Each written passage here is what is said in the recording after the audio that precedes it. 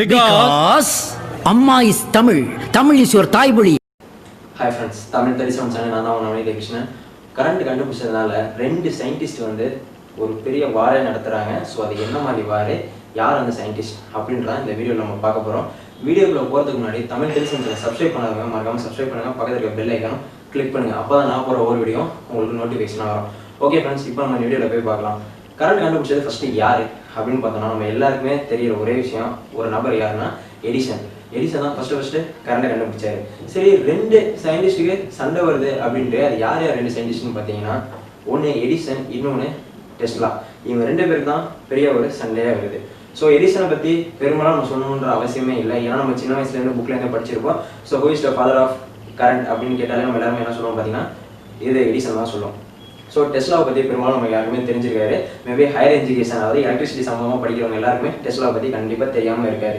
So அப்படிப்பட்ட டெஸ்லாவை பற்றி தான் இப்போ நம்ம வீடியோவில் ஃபுல்லாக பார்க்க போகிறோம். அவர் எதனால ரெண்டு பேருக்கும் சண்டை வந்துச்சும் சேர்த்தும் பார்க்க போகிறோம். இப்போ வந்து டெஸ்லாவை பற்றி ஒரு சின்ன இன்ட்ரோ கொடுக்கணும் அப்படின்னு பார்த்தீங்கன்னா, சின்ன வயசில் அவர் வந்து பயங்கரமாக படிக்கிற ஒரு படிப்பு தான். ஸோ அப்படிப்பட்ட படிக்கிறவர் எந்த ஃபீல்டு என்ன பேஷனில் போகிறாரு அப்படின்னு பார்த்தீங்கன்னா, ரொம்ப ஒரு இன்ட்ரெஸ்டிங்கானது இந்த எலக்ட்ரிசிட்டி தான். ஸோ அதுக்கு காரணமாக இருந்தது யாருன்னு பார்த்தீங்கன்னா எடிசன் தான். ஏன்னா எடிசன் தானே ஃபஸ்ட்டு கரண்ட்டையும் கண்டுபிடிச்சாரு. ஸோ எடிசனோட ரோல் மாடலாக வச்சு தான் டெஸ்லா என்ன பண்ணுறாருன்னு பார்த்தீங்கன்னா, ஒரு ஃபீல்டை சூஸ் பண்ணுறாரு, அதுவும் எலக்ட்ரிசிட்டிங்கிற அந்த ஒரு ஃபீல்டு தான். ஸோ அதில் சூஸ் பண்ணி படிக்கிறாரு. இது கிட்டத்தட்ட 4 வருஷம் படிக்க வேண்டிய அந்த ஒரு கோர்ஸை 3 வருஷத்தில் படிக்கிறாரு. படித்து முடிச்சுட்டு ஜாப் தேடுறாரு. ஸோ ஜாப் யார்கிட்ட போய் தேடுறாரு அப்படின்னு பார்த்தோம்னா, எடிசன் எலக்ட்ரிசிட்டிங்கிற அந்த ஒரு கம்பெனி தான். எடிசன் அப்பவே பெரிய ஆள். ஸோ எடிசன் வந்து நிறைய பேர் போலும் வாங்கணும் தான். ஸோ எடிசன் என்ன பண்ணுறாரு பார்த்தீங்கன்னா, ஒரு கம்பெனி உருவாக்குறாரு. அது என்ன நேமில் பார்த்தீங்கன்னா எடிசன் எலக்ட்ரிசிட்டிங்கிற ஒரு கம்பெனி அவரே பில்ட் பண்ணுறாரு. ஸோ அதுக்கு வந்து ஒரு அப்ளிகேஷன் போகிறாரு. அந்த அப்ளிகேஷனை எடிசன் பார்த்து செலக்டும் பண்ணிடுறாரு. ஸோ இதில் வந்து பார்த்தீங்கன்னா டெஸ்லா வந்து என்ன பண்ணுறாரு பார்த்தீங்கன்னா செலக்ட் ஆகிறாரு. ஸோ யூஎஸ்ல இருக்கிற அவரோட கம்பெனிக்கு வேலைக்கு போகிறாரு.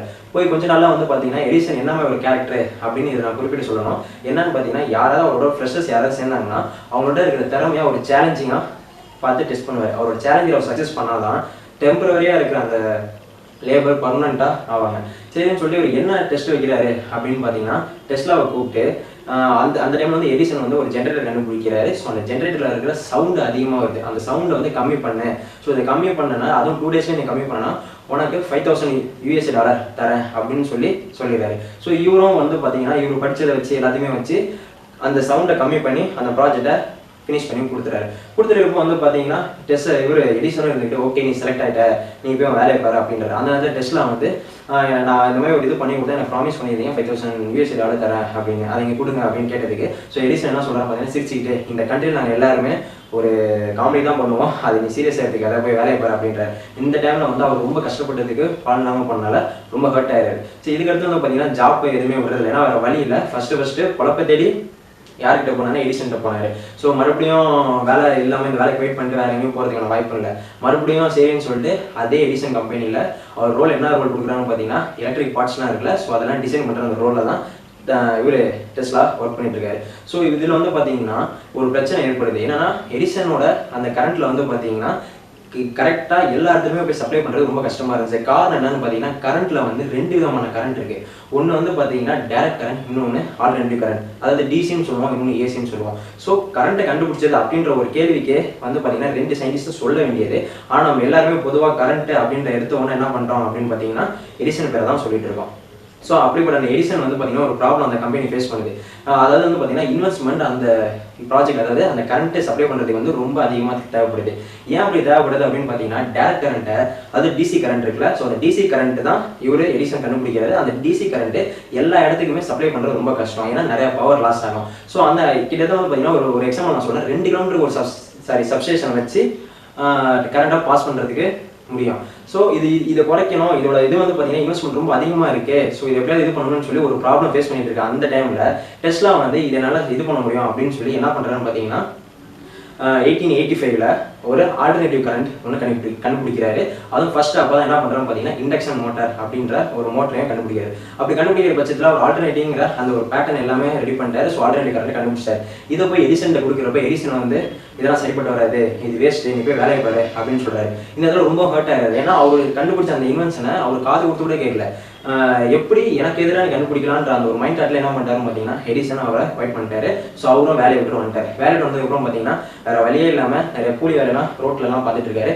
சம்டைம்ஸ் எடிசன் கம்பெனிக்கே மண்ணை வெட்டுறது அந்த வேலைலாம் கூட டெஸ்லா பார்த்துட்டு இருந்திருக்காரு. ஸோ டெஸ்லா வந்து அப்போ இருக்கிற அவர்கிட்ட ஒரு இயக்கம் என்னன்னு பார்த்தீங்கன்னா, என்னோட இன்வென்ஷனை யாருமே காது கொடுத்து கேட்க மாட்டாங்களா அப்படின்னு நினச்சிட்டு இருக்கிற அந்த ஒரு தருணத்தில் வெஸ்டிங் ஹவுஸ் அப்படின்ற ஒரு கம்பெனி வந்து நான் உன்னோட இதை பார்த்துருக்கேன், ஸோ உனக்கு வந்து நான் இன்வெஸ்ட்மெண்ட் நான் பண்ணுறேன் அப்படின்றாங்க. ஸோ இந்த வெஸ்டிங் ஹவுஸ் யாருன்னு பார்த்தீங்கன்னா, அப்போ இருக்கிற 1885 அதாவது 80s இருக்கிற அமெரிக்காவில் இருக்கிற ஒரு பிரபலமான ஒரு கம்பெனி.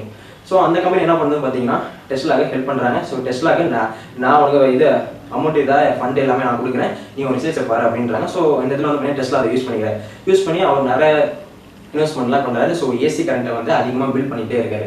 ஸோ இந்த டைமில் வந்து பார்த்தீங்கன்னா எடிசன் என்ன மாதிரி பண்ணுறாரு பார்த்தீங்கன்னா, அவருடைய எண்ணம் எப்படி இருக்கும் பார்த்தீங்கன்னா, அவர் கண்டுபிடிச்சது கரெக்டுன்னு சொல்கிறதுக்கு நம்ப வைக்கிறதுக்காக எந்த லெவலும் போக வேண்டிய ஒரு ஆள் தான் எடிசனோட கேரக்டர். ஸோ அப்படி இந்த எடிசன் டெஸ்லா நோக்கி என்ன பண்ணுறாருன்னு பார்த்தீங்கன்னா, ப்ரொமோட் பண்ண ஆரம்பிக்கிறார். என்ன ப்ரொமோட்னா, என்னோட தான் கரெக்டு, அவன் இது வந்து ப்ளேம் பண்ணுறாரு.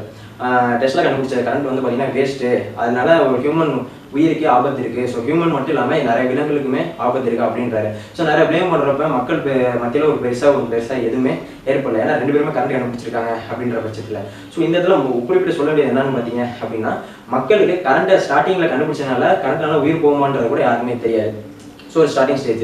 ஸோ இப்போ வந்து என்ன பண்ணுறான்னு பார்த்தீங்கன்னா, எடிசன் வந்து ஒரு யானையை கூட்டிகிட்டு வராரு. யானையை கூப்பிட்டு வந்து மக்கள் முன்னாடி வச்சு அந்த டெஸ்லாவோட ஏசி கரண்ட் இருக்குல்ல, அந்த கரண்ட்டை யானை மேலே பாஸ் பண்ணுறாரு. யானை துடிச்சு இறந்து போயிடுது. ஸோ இதனால என்ன பண்ணுறாங்க பார்த்தீங்கன்னா, மக்கள் மனசில் அப்போ தான் ஒரு இது எண்ணம் வருது, என்னன்னா, இவர் கண்டுபிடிச்ச இந்த கரண்ட்னால தான் உயிரே போகிறதுக்கான வாய்ப்பு இருக்கா அப்படின்னு சொல்லி டெஸ்லா பக்கம் எல்லாருமே அகேன்ஸ்டாக திரும்புறாங்க. ஸோ டெஸ்லா இது பெருசாக எதுவுமே கண்டுக்கல. ஸோ ரிவெஞ்ச் எடுக்கிறாரா எடிசனுக்காக அப்படின்னு பார்த்தீங்கன்னா எதுவுமே இல்லை. அவரோட ஃபோக்கஸ் எல்லாமே எங்கே இருந்துச்சுன்னு பார்த்தீங்கன்னா, இதில் தான் அவர் கண்டுபிடிச்ச அந்த ஆல்டர்னேட்டிவ் கரண்ட் அந்த ரிசர்ச் ஒர்க்கில் தான் அதிகமாக அவர் ஈடுபட்டு இருந்தார். ஸோ மறுபடியும் என்ன பண்ணுறது அப்படின்னு யோசிக்கிறப்ப எடிசனுக்கு தானாக ஒரு வாய்ப்பு அமைஞ்சிச்சு. என்னன்னு பார்த்தீங்கன்னா, யூஎஸ்ல வந்து பெரும்பாலும் வந்து கைதிங்களாம் இந்த இதில் போடுவாங்க, தூக்கில் போடுவாங்க. சரி, கரண்ட் வச்சு உயிரை கொள்ள வைப்போம் அப்படின்றதுக்காக அங்கே இருக்க அந்த போலீஸ்மே என்ன பண்ணுறாங்கன்னு பார்த்தீங்கன்னா, எடிசன் கிட்ட உங்கள் கரண்ட்டை கொடுங்க, ஃபர்ஸ்ட் இறக்கி சேர் ஒன்று ரெடி பண்ணியிருக்கோம், உங்கள் கரண்ட்டை கொடுத்தீங்கன்னா கரெக்டாக இருக்குன்றாங்க.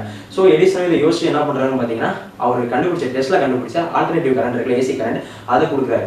மாற்றி கொடுத்ததுக்கப்புறம் என்ன ஆகுதுன்னு பார்த்தீங்கன்னா, அந்த கைதி வந்து எலக்ட்ரிக் சேரில் துடிச்சு ஒரு மாதிரி ஸ்மெல் வந்து புகை வந்து இறந்து போயிடலாம். ஸோ இது இறந்து போனால் அடுத்த நாள் பேப்பரில் எடிசன் ஆசைப்பட்ட மாதிரி என்ன வந்துச்சுன்னு பார்த்தீங்கன்னா, டெஸ்லா கண்டுபிடிச்ச கரண்ட்னால மனிதர்களுக்கு ஆபத்து, ஒருத்தனோட உயிரே கொண்டுருச்சு அப்படின்ற மாதிரி ஒரு ப்ளேம் வந்துருச்சு.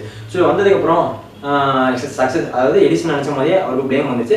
ஸோ இதில் வந்து பார்த்தீங்கன்னா டெஸ்லா பெருசாக எதுவுமே கண்டுக்கல. ஸோ அவர் இன்வென்ஷன் போயிட்டே தான் இருந்துச்சு. இந்த இடத்துல வந்து பார்த்தீங்க அப்படின்னா, எடிசன் வந்து நிறைய விதமான ஒர்க்கு ரிசர்ச்சில் கண்டுபிடிச்சிருக்காரு. அதில் ஃபர்ஸ்ட் நம்ம எல்லாருக்குமே ஒரு குறிப்பிட்ட ஒரு விஷயம் தெரிஞ்சுக்கணும். எல்லாருமே என்னன்னு பார்த்தீங்கன்னா, ரேடியோ கண்டுபிடிச்சது யாரு அப்படின்னு கேட்குறப்ப நம்ம எல்லாரும் உடனே கண்ணை முட்டு சொல்லுவோம், யார் கண்டுபிடிச்சான்னா மார்கோனி, அவர் தான் ஃபர்ஸ்ட் ரேடியோ கண்டுபிடிச்சாருன்னு. ஸோ அந்த இதை மார்கோனி கண்டே பிடிக்கல. ஏன் கண்டுபிடிக்கல, அதாவது எப்படி கண்டுபிடிச்சிருக்காரு அப்படின்னு பார்த்தீங்கன்னா, ஃபர்ஸ்ட் அந்த ரேடியோ கண்டுபிடிச்சதே டெஸ்லா தான். ஏன்னா பெரும்பாலும் இப்போ படிக்கிற எல்லாருமே டெஸ்லா காயில் இருக்கும். ஏன்னா டெஸ்லா வந்து அப்பவே கரண்ட் கண்டுபிடிக்கிறதுக்காக காயில் தான், அதாவது காயில்னு சொல்லுவாங்க, டெஸ்லா காயில்னு சொல்லுவாங்க. அந்த டெஸ்லா காயில் என்னென்ன இருக்குன்னு பார்த்தீங்கன்னா, ஒன்று பிரைமரி காயில், இன்னொன்று செகண்டரி காயில். ஸோ இந்த பிரைமரி காயிலும் செகண்டரி காயிலும் வேற ஃப்ரீக்வன்சியை ரெசனேட் பண்ணலாம். ஸோ இது ரெண்டுமே நம்ம ஒன்றா வச்சு ஒரு ஃப்ரீக்வன்சியை ரெசனேட் பண்ணலாம் அப்படின்றதுக்காக ஒரு ஃப்ரீக்வன்சியை ரெசனேட் பண்ணி, அதாவது ரெண்டுமே, அதாவது பிரைமரி காயிலும் செகண்டரி காயிலையும் ஒன்றா வச்சு ஒரு ரெசனெண்ட்டாக ஒரே ஃப்ரீக்வன்சி அப்போ ஸ்டார்டிங்கில் அவர் கண்டுபிடிக்காரு.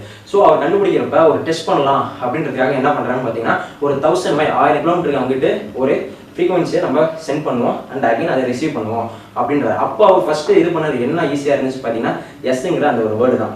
ஸோ அதை சென்ட் பண்ணி ரிசீவ் பண்ணுறது. அந்த நேரத்தில் மார்கோனி என்ன பண்ணுறாங்கன்னு பார்த்தீங்கன்னா, ஸோ 1000 மைல் அங்கிட்டு போயிட்டு வர சென்ட் பண்ணப்போ மார்கோனி அந்த 1000 மைல் இருக்கிறாங்க அந்த பக்கம் என்ன பண்ணாரு அப்படின்னு பார்த்தீங்கன்னா, அவரு ஃபர்ஸ்ட் சரி நம்ம ஒரு ஏதோ ஒன்று கண்டுபிடிக்கணும் அப்படின்றதுக்காக ஃபர்ஸ்ட் ஒரு ஸ்டார்டிங் ஸ்டேஜில் இந்த ரேடியோ வச்சிருந்தார். ஸோ ஆல்ரெடி ஃபுல்லாக கண்டுபிடிச்சது யாருன்னு பார்த்தீங்கன்னா டெஸ்லா தான். ஸோ அதை அவர் ரிசீவ் பண்ணிட்டாரு.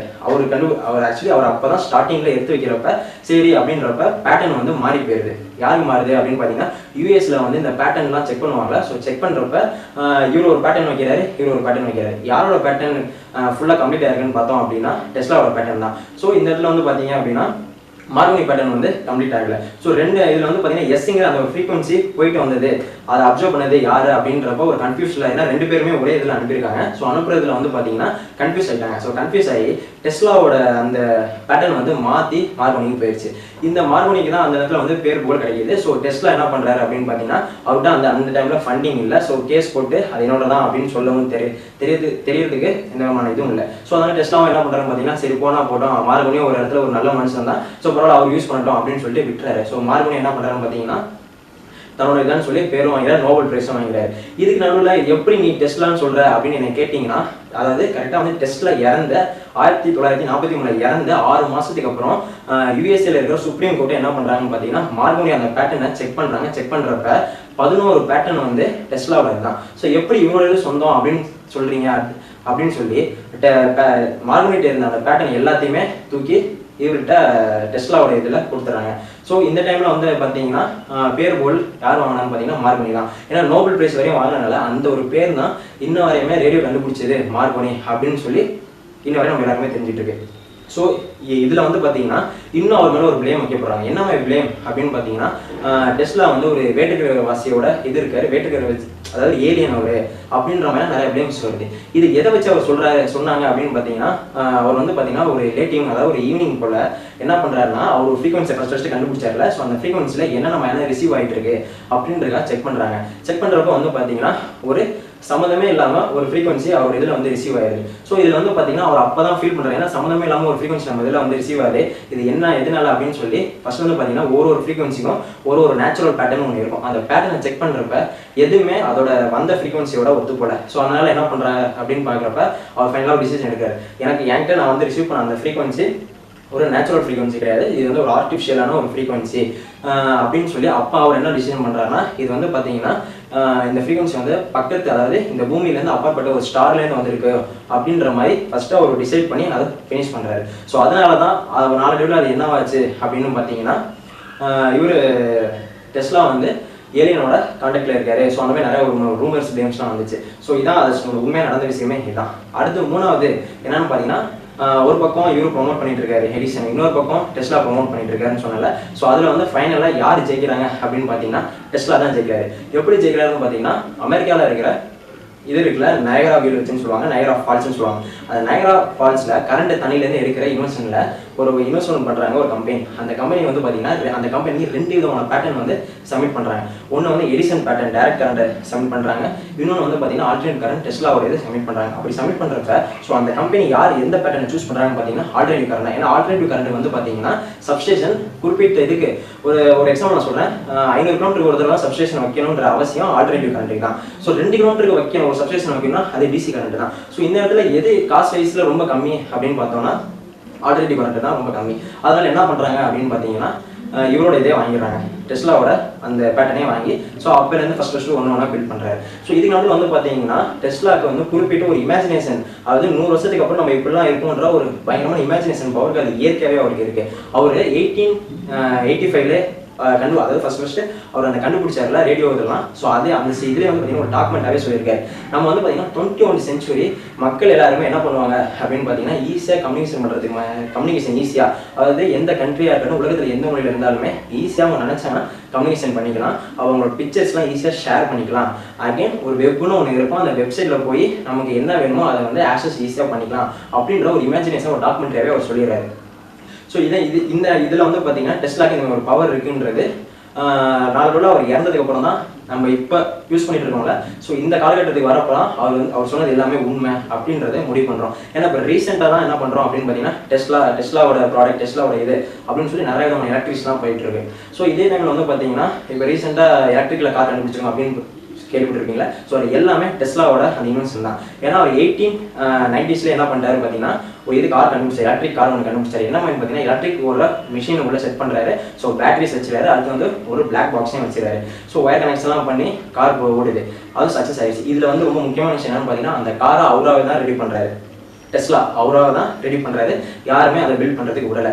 ஏன் உள்ளன்றதை அதை நான் லாஸ்ட்டாக சொல்கிறேன். ஏன்னா அதை ஒரு பிளாக் பாக்ஸ் வச்சார்ல. ஸோ அந்த பிளாக் பாக்ஸ் வைக்கிறப்ப அதில் வந்து பார்த்தீங்கன்னா ரன்னிங் ஆகி சக்ஸஸ் ஆகிட்டு இருக்கிறப்ப என்ன ஆச்சுன்னு பார்த்தீங்கன்னா நிறைய எமிஷன் அதில் வந்துச்சு. ஸோ அந்த எமிட் பண்ணுறப்ப என்ன பார்த்தீங்கன்னா ஹியூமன் பீயிங்ஸ் வந்து நிறைய அஃபெக்ட் ஆக தான் வாய்ப்பு இருக்குது. ஸோ அதனால் அவர் என்ன பண்ணுறாங்க பார்த்தீங்கன்னா கண்டுபிடிச்சி ஃபஸ்ட்டு ப்ரோட்டோடைப்பாக வச்சு சக்ஸஸாக ப்ராக்டிக்கலாக சக்ஸஸ் பண்ணுற நேரத்தில் இனிமேல் ஒரு இஷ்யூ வந்தனால அதை அவரவே என்ன பண்ணுறாங்க பார்த்தீங்கன்னா டெஸ்ட்ராய் பண்ணிடுறாரு.